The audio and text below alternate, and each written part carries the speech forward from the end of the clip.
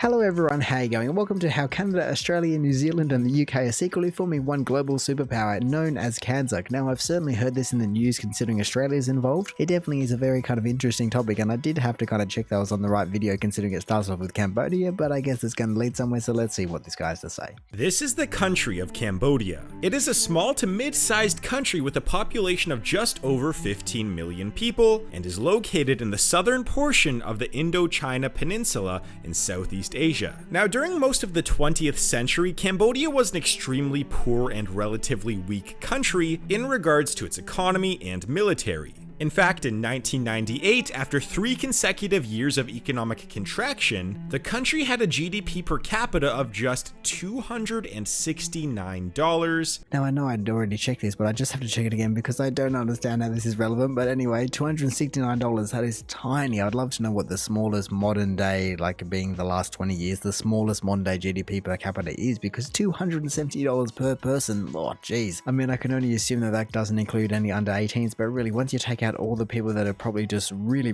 wealthy, that leaves everyone else with probably next to nothing, making it one of the poorest countries on the planet. You see, because Cambodia was a poor and somewhat small country, it gave them no sway on the global stage in regards to trade, politics, military, and economics. So that was why the country decided to try something different. In 1961, the Association of Southeast Asian Nations, or simply ASEAN, was created by Thailand, the Philippines, and Malaysia.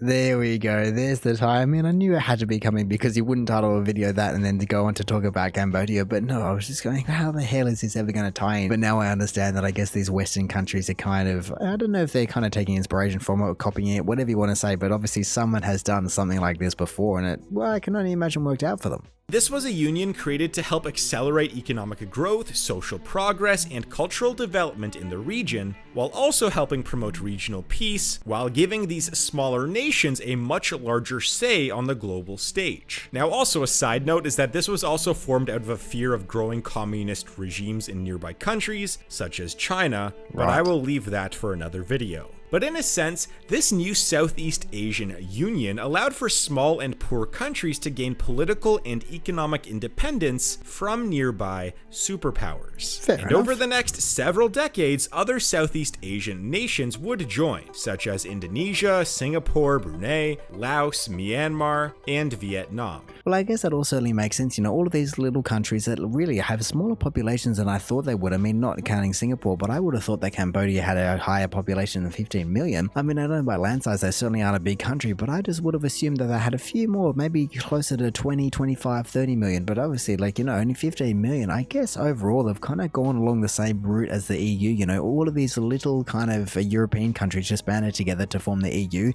And even though overall all the European countries are generally doing all right in comparison to a lot of the Southeast Asian countries, overall the EU is a massively more powerful entity than any individual European countries would ever be, and so I guess everyone's just trying to form their own individual superpower conglomerates. That is why in 1999 Cambodia decided to join this new political union. And since then, Cambodia has seen its economy move from a level of extreme poverty to that of a developing nation, albeit still a relatively poor and small nation on its own. However, the Asian Union has seen its economic influence grow over the past decade. And look at Cambodia going from, what was it, 265, 200 and whatever, I don't even know, to now 4,500. That's way better. Like, that's what, 20 times increase. The Union now has between the 5th and 7th largest amount of economic influence in the entire world, depending on what metric you use. And if that is what a collection of somewhat poor Southeast Asian nations could do, imagine what would happen if 4 very wealthy nations were to form a new union of their own. Here we go. Union that would act in a similar way with unified global plans for their militaries, economies, politics, trade,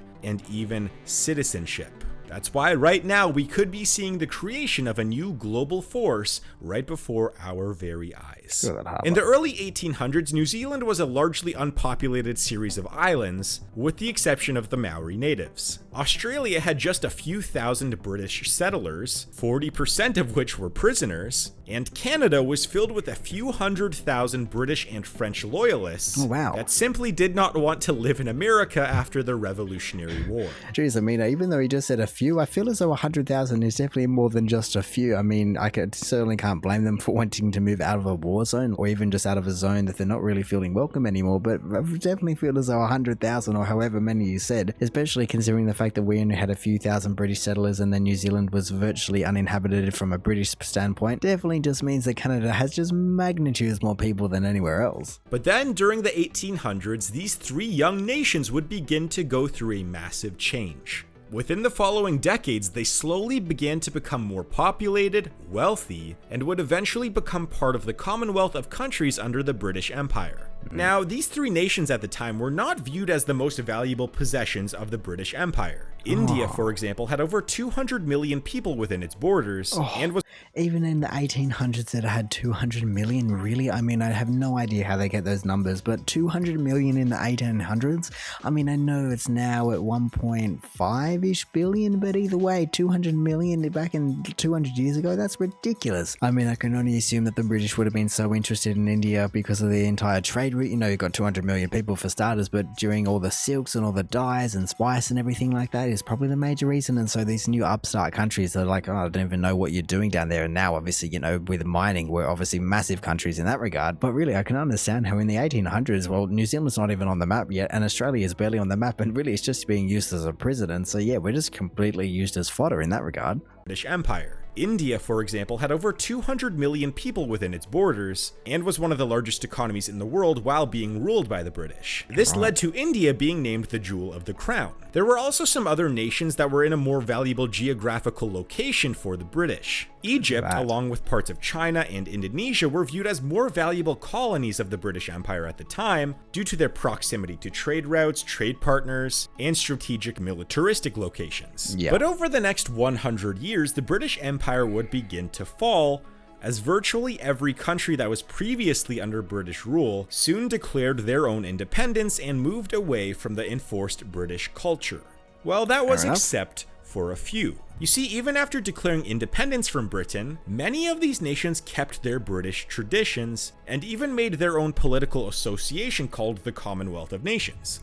I mean, I feel as though that's a majority because of the kind of cultural significance of the cultural percentage population. For instance, I can only imagine, considering the fact that he said there was 200 million people living in India, that the British didn't exactly have 90% of the entire population. And so I guess as the entire world modernizes, the small percentages of the British populations that are left in India and China and all these other kind of sprinkled countries would have been weeded out, whereas in, I don't know, let's say Canada and New Zealand and Australia, they would have been much larger percentages, and so it makes sense why they would stay around in that regard. You see, even though each one of these countries has their own unique culture, they are quite similar in a sense where if you were to take someone from a city like Sydney, Australia, and plop them down into a city like Toronto, their daily life, the laws they live under, and their social norms wouldn't be that different. Okay, I can agree with that, but let's just take a second to look at that city change. We went from this, you know, pristine looking waters, it looks beautiful, a little bit of greenery, the botanical gardens, and then you got to this, and like, I can only assume that it's in winter, considering I'm seeing a little bit of white and snow and whatnot, but that just looks very bleak and monochrome. So yes, even though you might not notice the laws and whatnot, I feel as though you're going to notice a little bit of a change in that regard, and so I hope they have more parks and green spaces than what I'm seeing right now. So let's fast forward to something recent: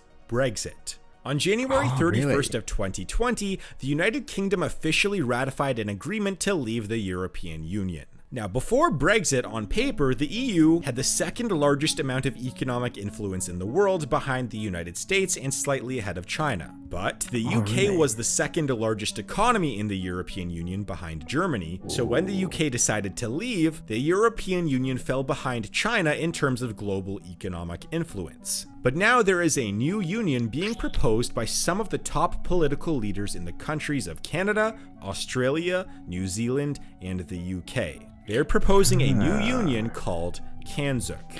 Yeah, okay, so that certainly makes sense. I want to take it back to this one right here. So Germany's the biggest, which definitely does spring to mind once we start talking about GDPs, but then it goes to the UK and then France and then Italy. And Russia is even included in there, and so I'm a little bit confused how Russia isn't higher. I mean, to be honest, it's kind of crazy how the US is able to just kind of stand solely on its own 2 feet and still be the number one of the world. I mean, China is definitely catching up, but either way, I guess it certainly makes sense that obviously the UK was, even though they're a big player in here, they're suddenly all of a sudden they're on the global scale and they're not a very big player anymore, and so they have to look to their friends to go, okay guys, what can we do to just kind of increase our rank again? Now, this proposed union is endorsed by the Prime Minister of the UK, Boris Johnson, the leader of the Conservative Party of Canada, Aaron O'Toole, and a multitude of senators and MPs from Australia and New Zealand. Okay. So that brings up a few questions. What is this union and what are the ramifications for it on the global scale? Well, the idea is to form a union that would increase trade, foreign policy cooperation, military cooperation, and mobility of citizens between these nations. Essentially, on a global scale, these 4 countries would try to act more as one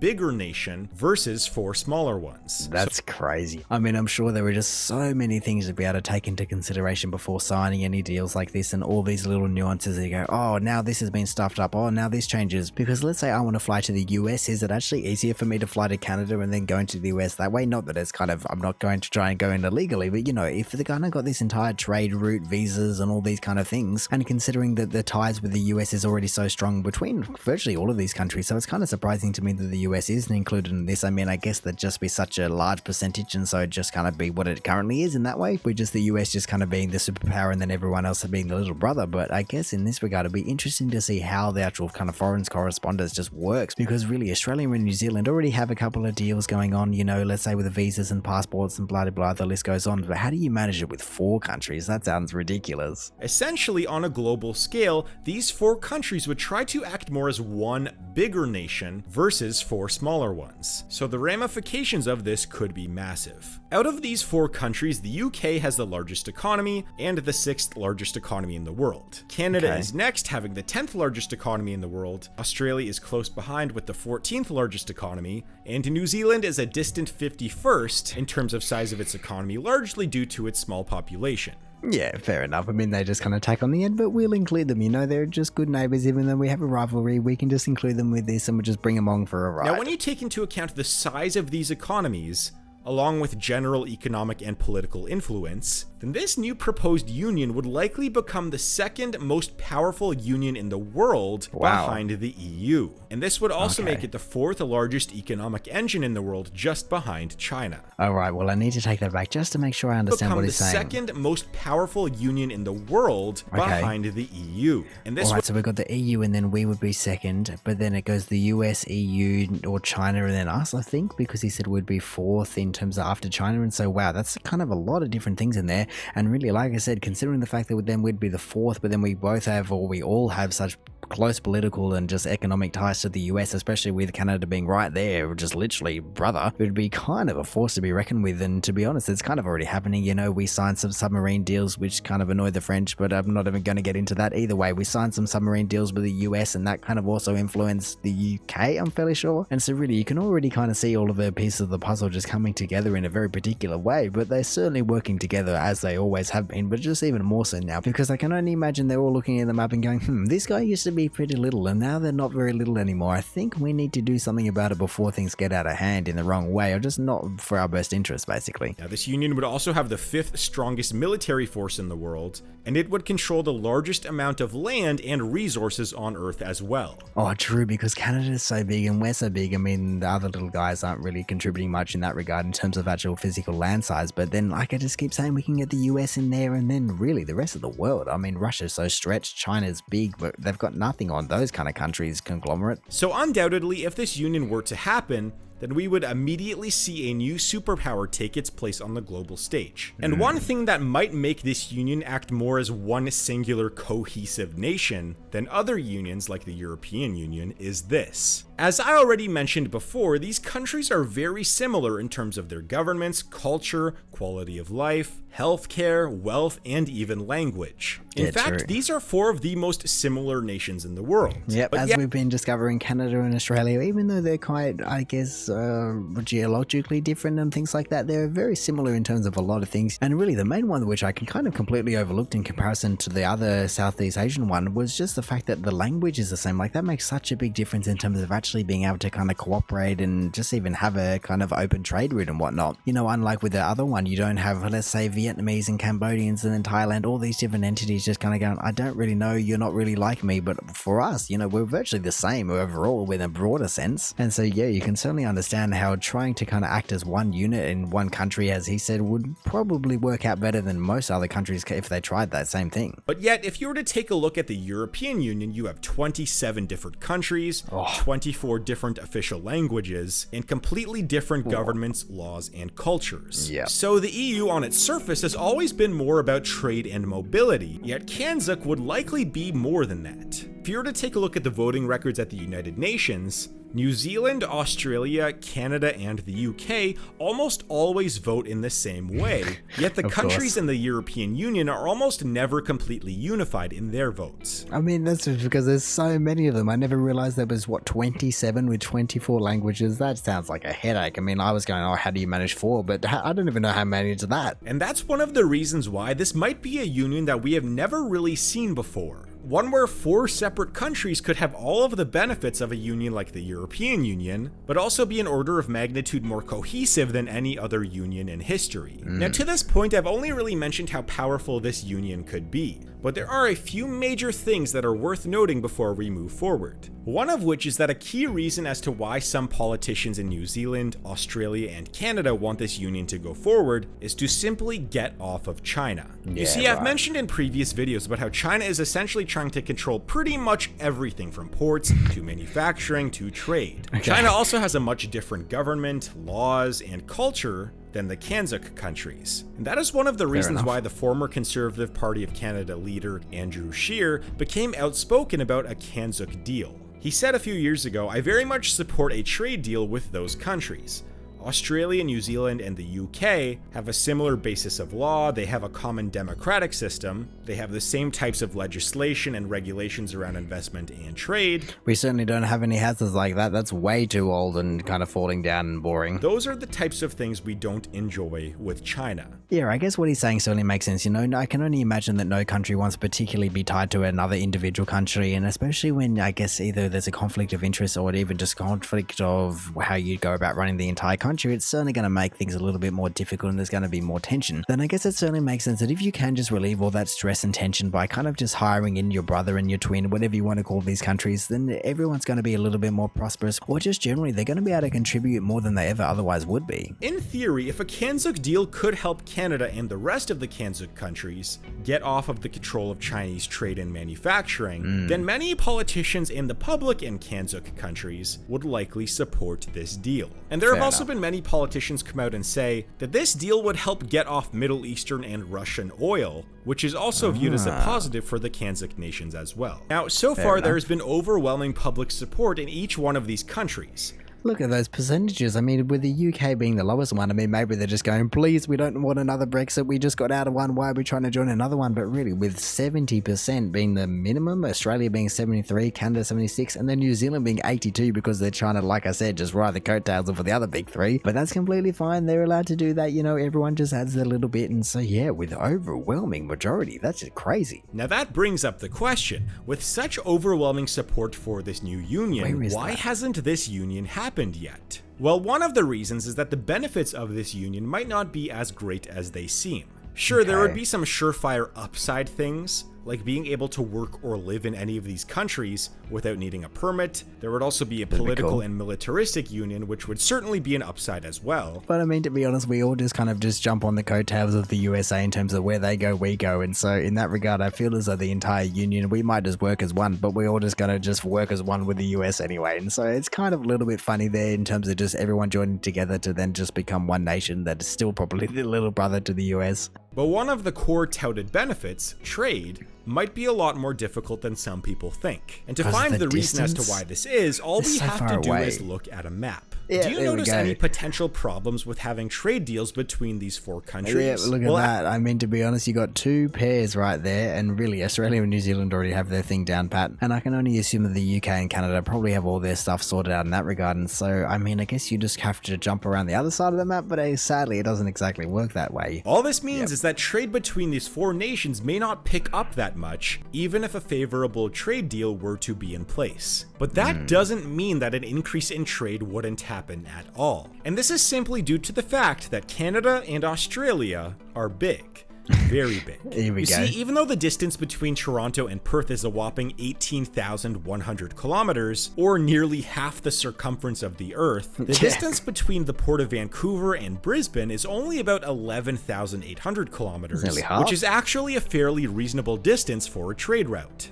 And from Canada's perspective, they could reasonably up their trade volume with Australia while downing their trade volume with China. This is because on average, it takes a ship from China 22 days to reach the Port of Vancouver, yet it takes about 27 days for a ship to travel from Australia to the Port of Vancouver. Well, really, I want to take it back. How many? That was 9,000 compared to 11,000, really? And he said it was, what, extra 4 days? That is nothing overall for a ship. The ship just cruises all day long. I mean, an extra 4 days, I don't care. A difference of only about 5 days would not mean that much when transporting large bulk resources from country to country. I mean, I'm not entirely sure what Canada and Australia would trade, considering I'm fairly sure they're both kind of built on minerals and the kind of mining exports, and so they're just going to be trading mining. So I guess if something like this was to go ahead, you would probably need a little bit of an industrial revolution on, or I guess all of the countries' behalves to kind of just fill the hole that they're apparently trying to get away from China. Because China is an economic superpower because they are the manufacturers of the world, and so you would definitely need to be filling that hole in order for all of these countries' economies not to collapse. And so, like I said, it's just a very tricky situation that they could definitely pull off. It just takes some strategic planning, I think. So now that brings up the question, how likely is it that this union will actually happen? And well, it really depends.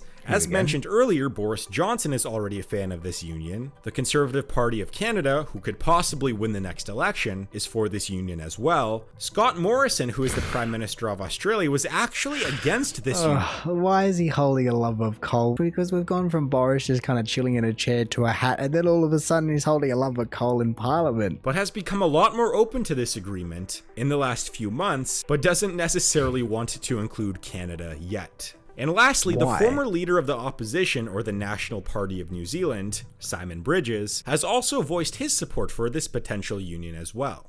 I really don't understand why apparently ScoMo doesn't want to include Canada, because I feel as though the entire operation either hinges on Australia or Canada. You know, we need the big two in order to get everyone involved, because like I said, and like he said, just going from Australia to London or anything like that is just too far. And so if you don't have the middleman, where is everyone going to be going? So all in all, what is the likelihood of CANZUK actually happening? Well, it's tough to say. Even though there is growing public support for this union, it has not garnered quite enough political support yet. But considering that enough major political parties in all of these countries support CANZUK, it is quite possible that if the stars align, then sometime within the next decade, we could see the creation of one of the most cohesive and powerful unions in the world today. Well, there we go. Obviously, that's going to be the end of the video, but no, that was a very in-depth video that kind of brought up a whole bunch of questions and answered a few of them, and then just kind of went, okay, what about this and what about this? And certainly makes you think about what could happen and what might be the benefits and what might be the negatives surrounding it. Overall, on paper, it certainly sounds like it wouldn't be the worst thing in the world. I'm sure, like I said, it's a very complicated thing and that might make it worse than it could be, but overall, you know,